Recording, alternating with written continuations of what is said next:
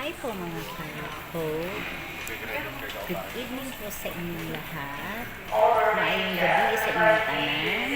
Kung maayong nga gabi sa inyo, kanang dira mga kalingguan. Ari ko diri kami sa airport.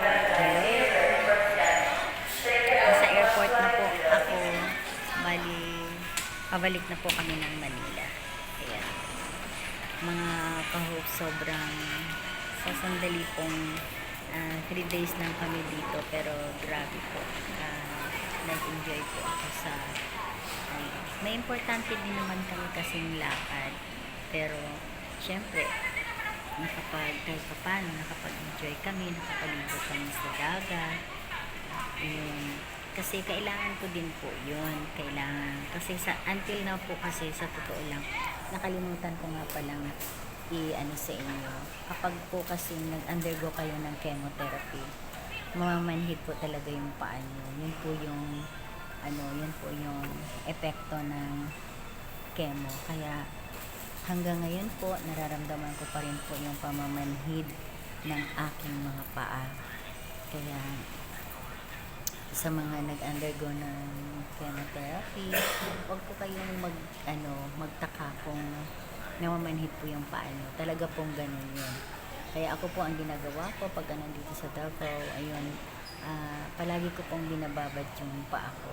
Umaga, tanghali, gabi, ayan. Binababad ko po talaga yung paa ko sa dagat.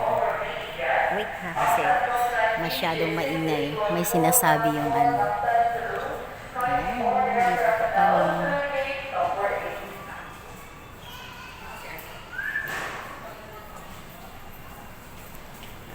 Ayan po, kasi kanina maingay po yung ano, kaya hindi nyo po ako maririnig, kaya binubview ko muna yung mga nandito.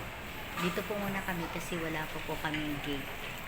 Medyo maaga po kasi kami, kaya wala pa po kaming gate. Mamaya po lilipat kami kasi malalaman namin kung anong gate kami. 5, 6, 7, or 8. Ayan. Kaya habang wala pa po, dito po muna kami. Sa gilid, nakaupo. So, continue po natin yung kwento. Wait lang. Hindi talaga yung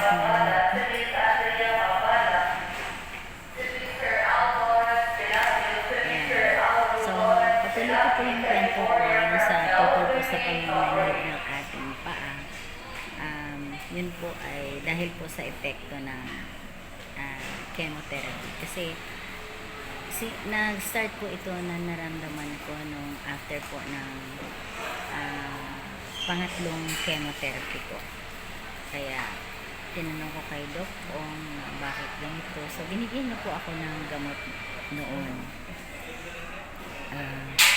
Pero ang sabi niya sa akin, kung kaya ko pa kung tiisin yung pamamanhid, wag ko lang daw inuman. Pero kung talagang hindi ko na kaya, kaya inuman ko. So ang ginagawa ko po, pag talagang sobra, yun inom ako, pero siguro mga 2 beses lang po. Hinayaan ko na kasi sabi naman, part yun, ang ginagawa ko na lang po sa umaga, pinapahilot ko po sa ako.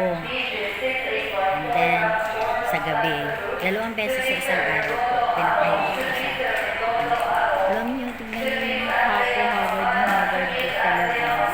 Kasi nga po, sobrang wala kaming tulog dahil madaling araw kami umalis doon kasi baka kami kasi Sabado, maraming pasahero. Kaya, yun. And then, dahil sa gabi pa po yung flight namin, medyo nag-check-in, and then konting masalubong sa mga mahal sa buhay na kasi wala po kasi kami bagahe, kaya limit lang po yung namin sigawan. Syempre alam niyo naman pagka medyo madugo ngayon yung pamasahe, alam niyo na. Sorry, inaantok ko talaga. I'm sorry, pero talaga kung inaantok ko nakikipag-usap lang po ako sa inyo, kaya naisipan ko pong And then, para ma-share ko din po, maganda po yung pagka nakaramdam po kayo ng pamamanhid po, ano nyo po, tawag dito, pahilot nyo po, medyo masad, 2 beses sa isang araw, sa umaga, and then sa gabi, ganun. Tapos po, ayun, inaanohan ko siya ng oil. Magbili lang po kayo kung ano yung mga gusto nyo oil na pwedeng ilagay, tapos ipamassage nyo lang po yan, kasi normal lang po talaga, at huwag po kayong matakot kasi normal lang po talaga yan sa nag-undergo ng chemotherapy na mamanhid po talaga ang inyong mga paa. So sa ngayon po, bali 1 to 10 before 10. So ngayon po medyo nasa mga 7 na lang po. So, pero hindi pa rin po talaga siya nawawala. Kaya ayan. Kaya mga ka-hope, sana po may napulutan kayong aral sa akin sa gabing ito.